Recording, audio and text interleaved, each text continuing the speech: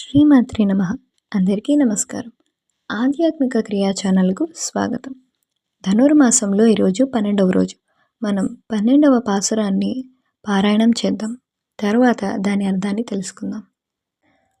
ఆండాళ్ తిరువడిగళే శరణం கனைத்திளங்கத்தயிருமை கன்றுக்கிறங்கி நினைத்து முலைவழியே இன்று பால் சோர நனைத்திள்ளம் ஷேராக்கும் நற்செல்வன் தங்காய் பணித்தலை வீழ நின்வாசல் கடை பத்தி நத்தினாள் நிலங்கை ஓமானை செத்த நத்துக்கினியானை படவும் நீவாய் திழவாய் இத்தான் மந்திராய் இதென்ன பேருரக்கம்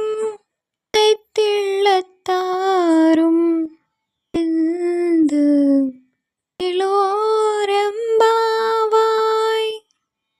లేగదూడలను తలుచుకొని గేదెలు పాలను నిరాటంకంగా స్రవిస్తూ ఉన్నాయి. ఆ పాలధారతో ఇంటి ప్రాంగణమంతా తడిసి బురదైపోయింది. ఇంత సంపద కలిగిన గోపాలునికి నీవు చెల్లిలివైతివి. ఓయమ్మ, మేమందరము నీ వాకిటకు వచ్చి పైన మంచు కురియుచున్నను సహించి నీ గడప నానుకొని నిలిచి ఉన్నాము. పైన మంచు కురియుచున్నది, కింద పాలధారలు బురదలైచున్నవి. మేమంతా మనస్సులో మాధవుణ్ణి నింపుకొని ఉన్నాము.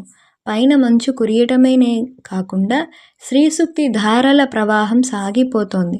కాళ్ళ క్రింద పాలధారలనే ఆచార్య ఉపదేశ ప్రవాహం సాగిపోతోంది. మనసులలో నిరంతర మాధవ సంశ్లేష భక్తిధారల విచ్ఛిన్నంగా పొరలుతున్న ఈ ముప్పెట ధారలతో తడిసి కూడా నిన్ను మా గోష్ఠిలో చేర్చుకొనుటకై నీ వాకిట గుమ్మానికి పట్టుకొని నిలబడి ఉన్నావమ్మా.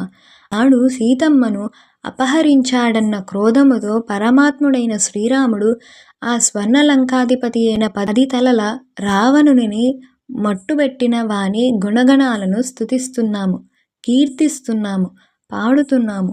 మేమింత చేయుచున్నాము, నీవు నోరైన మెదుపుట లేదేమి తల్లి? ఇది ఏమి మొద్దు నిద్దరమ్మా? నీ గొప్పతనాన్ని మేమెరిగితిలేవమ్మా.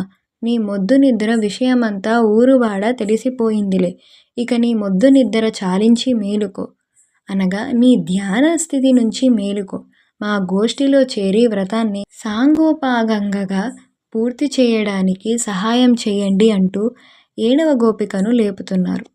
ఇలా మనం 12వ పాసురం యొక్క అర్థాన్ని తెలుసుకున్నాం కదా. 13వ పాసురాన్ని పారాయణం చేయడానికి ఆధ్యాత్మిక క్రియా ఛానల్ను సబ్స్క్రైబ్ చేసుకోండి. నచ్చితే లైక్ చేయండి, షేర్ చేయండి. స్వస్తి.